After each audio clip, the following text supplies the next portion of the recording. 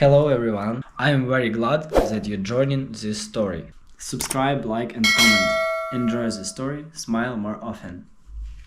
There's a certain kind of silence that doesn't arrive gently. It crashes in and settles over everything like a thick, suffocating fog, clinging to skin and thought alike, stretching out the seconds until even the sound of a fork tapping a plate feels like a thunderclap.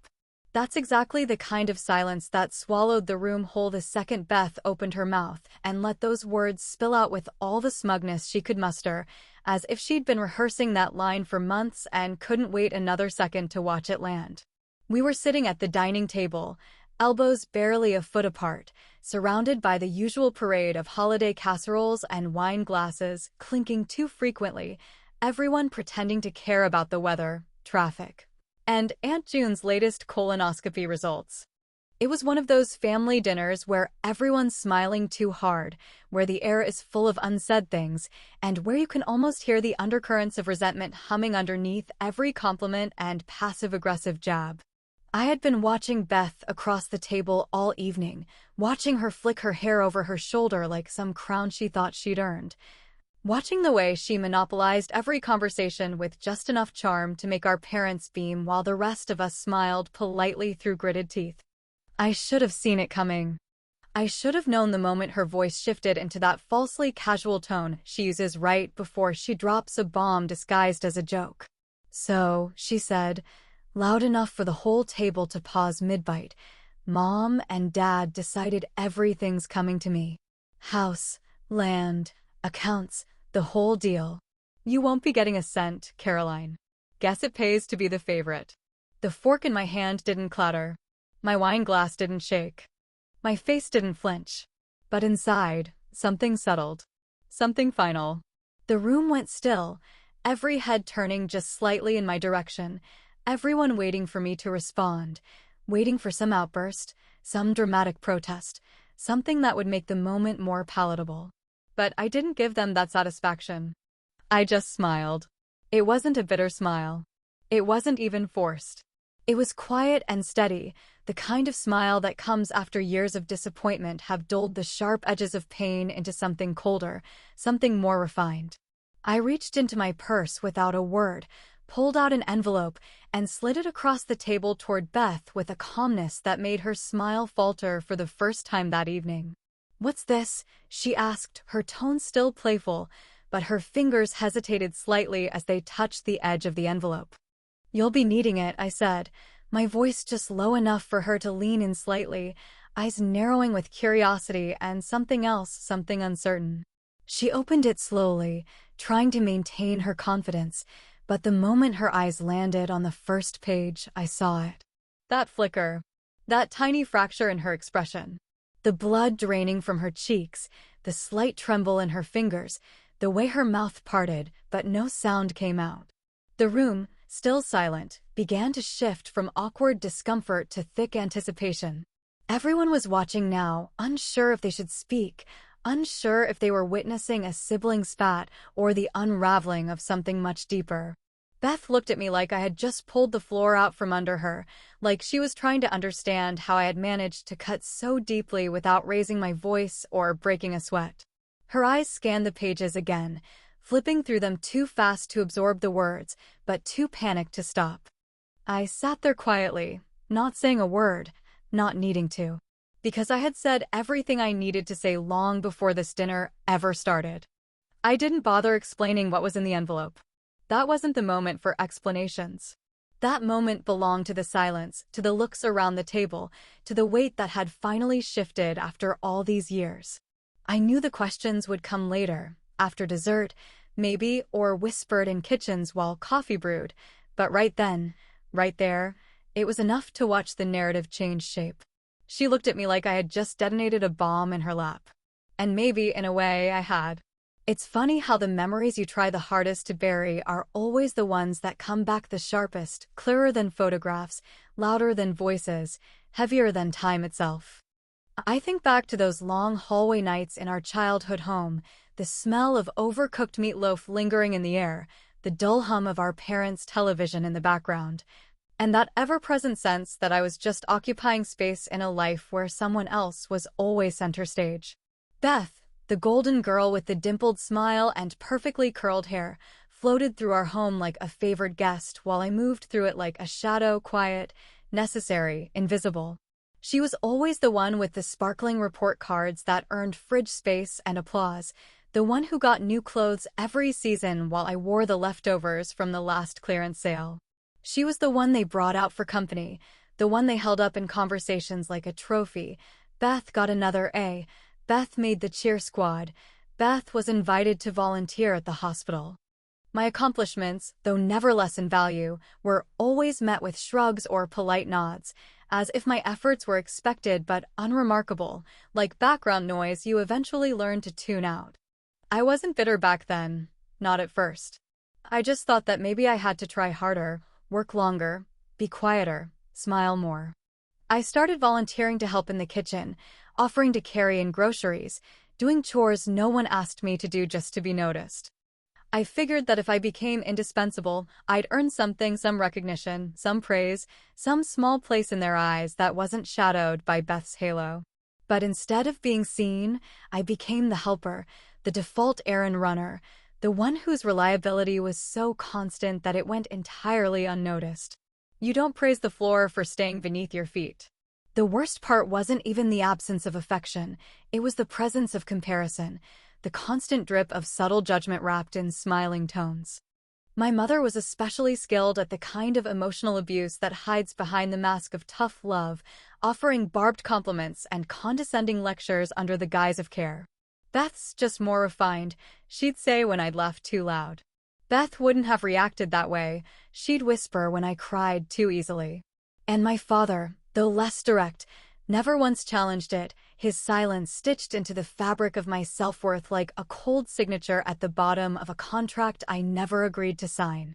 Over time, I learned to shrink myself, to blend in, to keep my voice even and my expectations lower than theirs. Every dinner table conversation turned into a performance in which I played the role of the agreeable background character, nodding along to stories I was never part of, clapping for victories I didn't get to share. But somewhere deep inside, I began to understand something that haunted me for years, that this wasn't about love or fairness or even who deserved what. It was about control, about legacy, about the image my parents wanted to project long after they were gone. Beth had always been their chosen torchbearer, not because she was better, but because she played the game better, smiling wide and echoing their values back to them like a well-trained parrot. And the inheritance? That was never meant to be a reward. It was a baton in a race I was never invited to run, a way for them to extend their control past the grave by placing it in Beth's hands, knowing full well how she'd use it. I wasn't supposed to fight back. I wasn't even supposed to question it. I was supposed to sit quietly, smile politely, and keep playing my part until the end credits rolled. Tell me, honestly, have you ever been told, to your face, that you're less than your sibling? That you're just background noise in your own damn family? Have you ever had to swallow the lump in your throat while someone looked straight through you like you were furniture, like your worth was something to be tolerated rather than cherished? Because if you have, then you already know how it burns. You already know what it feels like to stand in a room full of people who claim to love you and feel utterly, unmistakably alone. But what Beth didn't know, what no one at that table knew, was that I'd stopped being background noise a long time ago. There comes a point in every family where the illusion of love starts to crack, and all that's left underneath is the cold machinery of obligation, guilt, and carefully measured transactions. I don't know exactly when I first noticed it, but somewhere in my adult years, the warmth I tried to hold on to started to feel artificial, like the flicker of a dying candle, fueled more by duty than affection. I suppose it started with small things, canceling a weekend trip because mom had a dizzy spell, skipping a job interview because dad needed a ride to a medical appointment, holding my breath every time the phone rang after 9 o'clock, because it was always them. And it was never good news. I gave up a lot without complaint. I gave up vacations I had saved for, birthdays I could have celebrated somewhere other than in a hospital cafeteria, relationships that couldn't survive the constant neediness of a family that never said thank you but always asked for more. I became the designated daughter, the one who kept their lives running when their bodies started breaking down, the the one who stayed in town while Beth bounced across cities and careers like some socialite with a golden parachute. She'd show up twice a year, breezing in with expensive gifts and hollow concern, smiling wide for pictures and disappearing before the dishes were washed. Meanwhile, I stayed behind, paying bills, scheduling doctor appointments, answering late-night panicked calls that always ended with some variation of, "Don't bother your sister with this, she's busy." I told myself it was the right thing to do. I told myself love meant showing up, even when it wasn't glamorous. I told myself that when the time came, when things were settled, they'd remember who was there, who sacrificed, who never turned away. I believed that loyalty would be seen, if not rewarded, at least respected. But love, in this house, was never about emotion. It was currency. And I was paying in full while Beth just kept cashing the checks. The day I found out about the will, I didn't scream. I didn't cry. I didn't even react, not at first. I was sitting in the lawyer's office, a stack of papers in front of me, and I remember thinking how clean the documents looked, how official everything felt. The ink was dry. The signatures were real. The power of attorney had been quietly transferred to Beth months earlier, while I was still attending every checkup and changing bedding soaked with sweat and regret. She had all the control. She had already been put in charge of everything, assets, decisions, authority, while I was still picking up prescriptions and pretending it mattered. No one had told me. No one had bothered. And I think that was the cruelest part, not the legal betrayal, but the silent confirmation that I was never part of their plan. I was the help. The helper. The one who made the machine run, but never got a seat at the table. So I did what I should have done years ago. I started collecting proof, not because I wanted revenge, but because I needed clarity. I needed something solid to hold on to, something undeniable that could anchor me in reality when all the lies started to swirl again.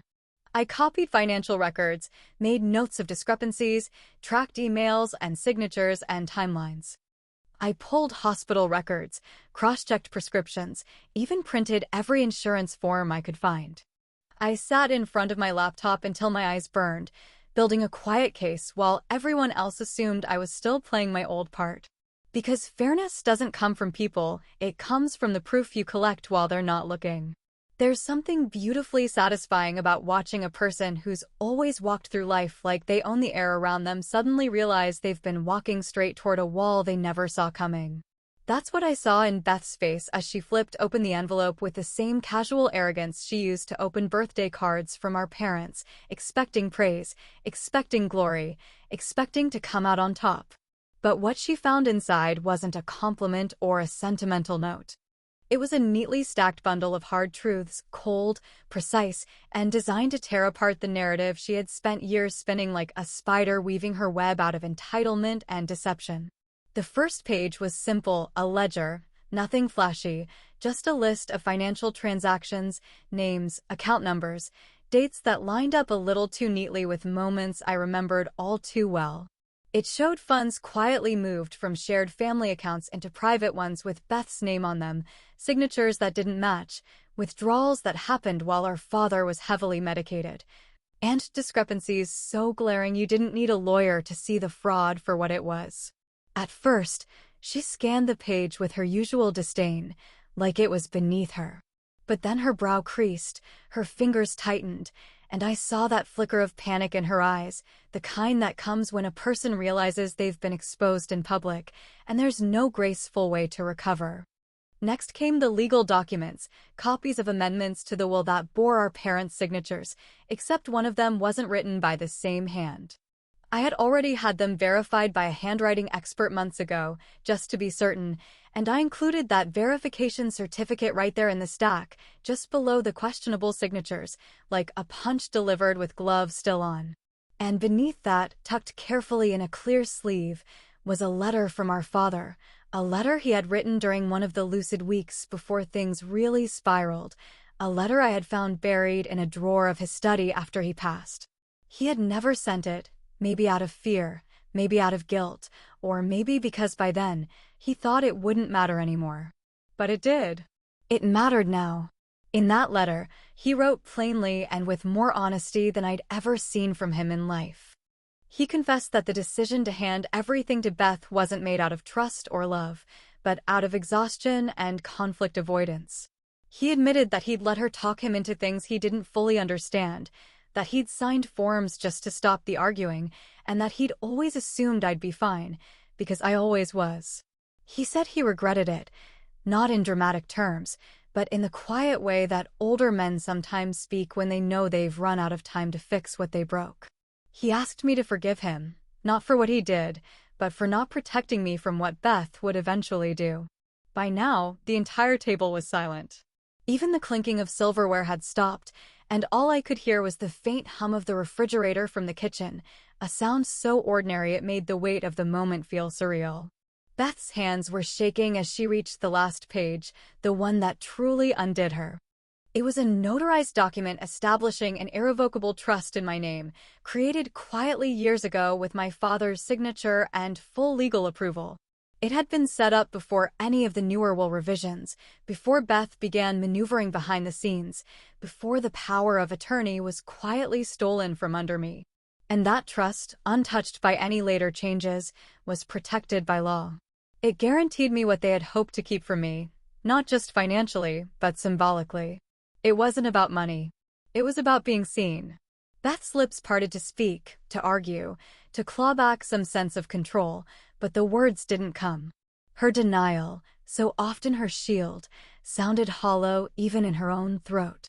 "This is fake," she whispered, though her voice cracked halfway through the sentence, and I could see that even she didn't believe what she was saying.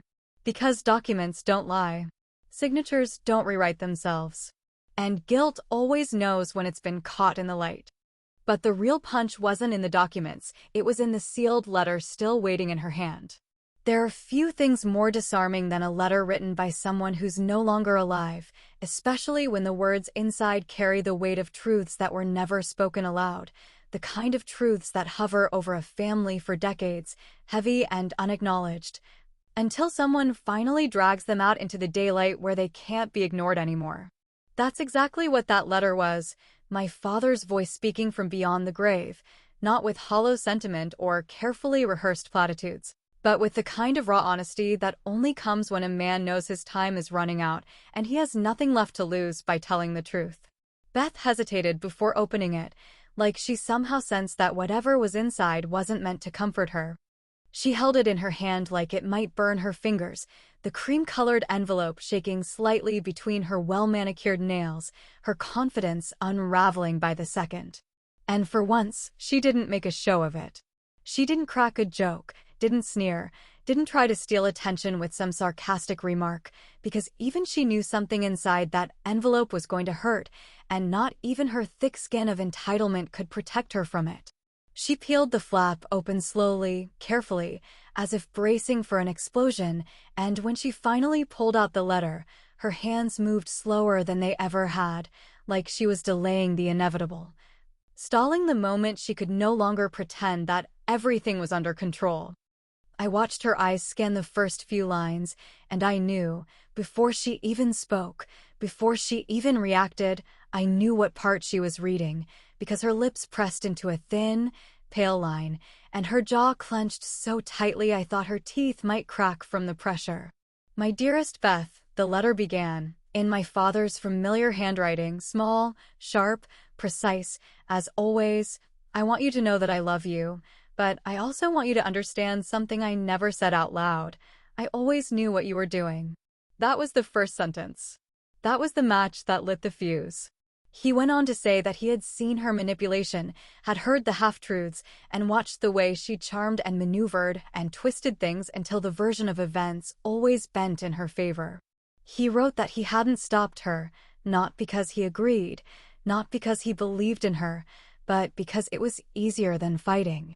He admitted that she wore him down, that her persistence wore him thin, and that instead of standing his ground, he had chosen the path of least resistance, smiling and nodding and letting her think she was winning while quietly regretting every compromise he made. And then, in the part that cracked the room open like a thunderclap, he wrote, The true legacy of this family does not belong to the one who shouted the loudest or pushed the hardest. It belongs to the one who showed up, the one who stayed, the one who carried us when we couldn't carry ourselves. It belongs to Caroline. For a moment, the air in the room changed entirely. You could feel the shift, not just in Beth, but in everyone watching. It was like the ground underneath her had been yanked away, and all her carefully constructed illusions came tumbling down with it. I watched her shoulders drop, watched her eyes blink rapidly as if trying to push the words away, to unsee them, to rewind time and go back to a version of reality where she was still the chosen one, still the star of this twisted family drama. She tried to speak, but her voice cracked, and instead of her usual smugness, what came out was a strangled, whispered, This isn't fair." But fairness wasn't something she had ever cared about until now, and the irony hung thick in the air, dripping from her lips like something sour. Her hands shook harder now, the letter dangling from her fingers like a rope she could no longer grip, her face pale and flushed all at once. She looked around the table for support, for someone to defend her, to rise to her aid, but no one moved. Not Mom. Not the cousins. Not even the distant aunts who had once fawned over her like she walked on water. Mom sat motionless, her expression unreadable, her lips pressed into that familiar line of indifference she wore like armor. She didn't deny the contents of the letter, didn't jump to Beth's defense, didn't try to comfort or refute or even react. She just sat there like a statue, like the damage was already done and there was no sense pretending anymore. Maybe she didn't know the truth, maybe she did. But in that moment, her silence said more than words ever could. Beth turned to me then, her voice sharper now, desperate, the edge of her composure slipping fast. "You always wanted this," she spat. "You wanted to humiliate me, to tear me down in front of everyone." But she was wrong, and she knew it, even if she couldn't admit it. I hadn't written that letter. I hadn't made those choices. All I did was show the truth that had been buried, hidden, twisted into something else for too long. I didn't need to tear her down. She did that to herself. But then she said something I never expected, something that still echoes in my head long after the dinner plates were cleared and the whispers faded into silence. She looked at me, eyes wet, voice trembling, and said, "If he really loved you more, why didn't he ever say it when he was alive?" And just like that, the ground shifted again. There's a kind of stillness that comes after a storm, not the peaceful kind people write poems about, but the hollow, echoing quiet that settles in when everyone's spoken their piece and all that's left are the questions that no one wants to ask out loud. That's exactly what the dining room felt like after Beth's voice cracked and she whispered those words. "If he really loved you more, why didn't he ever say it when he was alive?" And even now, weeks later, I still hear her voice in my head, as fragile and fractured as the belief she'd clung to all her life. I don't know what I expected in that moment. Maybe more anger, maybe a final tantrum, maybe some grand theatrical exit with a slammed door and bitter parting words. But not that. Not the rawness in her voice, not the wounded vulnerability seeping out through all her years of practiced superiority. For the first time, Beth looked small to me. Not just embarrassed or exposed, but genuinely lost, like someone who had just been told the world wasn't what she thought it was, and now she didn't know where to stand. "You always wanted to win," she said, quieter now, her eyes not quite meeting mine. "Well, you did." But standing there, with the documents stacked neatly beside me and the truth laid bare for everyone to see, I didn't feel like a winner. I didn't feel victorious, triumphant, or vindicated. I felt hollow, like someone who had walked through fire only to realize the air on the other side was colder than expected. What does it even mean to win when all the pieces of your childhood lie broken on the floor, and the applause you imagine doesn't come because no one is celebrating, just watching, stunned and uncertain, unsure whether to offer comfort or distance? For days afterward, I found myself walking in circles around my own thoughts, trying to untangle the knot of feelings that settled inside my chest, some guilt, some relief, some anger that still hadn't found its final breath. I kept asking myself whether this was justice or just revenge dressed up in prettier packaging, whether I had truly done the right thing or simply found a cleaner way to settle old scores. The truth, I suppose, is both things can be true at once. You can seek justice and still feel a sting in your chest when it finally arrives. You can be right and still feel wrong. I kept replaying my father's letter in my mind, those final lines etched into my memory like a quiet monument. The true legacy belongs to the one who showed up. And I had shown up. I had done the work. I had stayed. But somehow, instead of feeling seen, I felt strangely invisible all over again, like I had traded one kind of silence for another, this one echoing more deeply because I no longer had the noise of their expectations to fill the space. And just when I thought I had turned the last page of this twisted family story, I found another letter, this one tucked away in the bottom drawer of my mother's old dresser, sealed in a plain white envelope with my name written in the delicate script she always used for formal things. It had likely been there for years, maybe forgotten, maybe hidden on purpose. I opened it expecting one final jab, another quiet insult dressed up as motherly wisdom. But instead, it was just a single sentence. One sentence, carefully written, deeply cutting. You were always harder to love because you needed less from us. That was it. No apology, no warm closure, no maternal confession. Just that, an explanation or an excuse, I couldn't tell which. And that sentence hit me harder than anything my father had written, harder than Beth's tears, harder than the years of comparison and quiet dismissal. Because in those 10 words, my mother admitted what I had always felt but never heard spoken aloud, that her love had conditions, and mine was too self-sufficient to meet them. I sat on the edge of the bed, the letter trembling in my hands, and I realized something I hadn't allowed myself to admit until that moment, that maybe love, in our family, had never been about affection or warmth or connection. Maybe it had always been about dependence, about being needed, about playing a role in a system where the currency wasn't emotion but obligation. And I had never played that part well, had never needed enough, had never begged loudly enough to earn the kind of love they were capable of giving. Do we ever really stop chasing our parents' love, even when we finally outrun their shadows? Do we ever stop looking over our shoulders, hoping one day they'll say the thing we always needed to hear, even when we've stopped needing it? Or does some part of us keep reaching, long after we've let go, simply because the ache is so familiar we don't know how to exist without it? Beth doesn't speak to me now. My phone's a lot quieter these days. No more texts about family dinners, no more holiday plans, no more passive-aggressive updates or photo albums filled with smiling lies. And in that quiet, I've started to find something I didn't know I needed: peace, not the fragile kind that breaks under pressure, but the kind that grows slowly, quietly, in the spaces where resentment used to live. I'm learning to enjoy the silence, not because I won, but because I stopped needing to lose.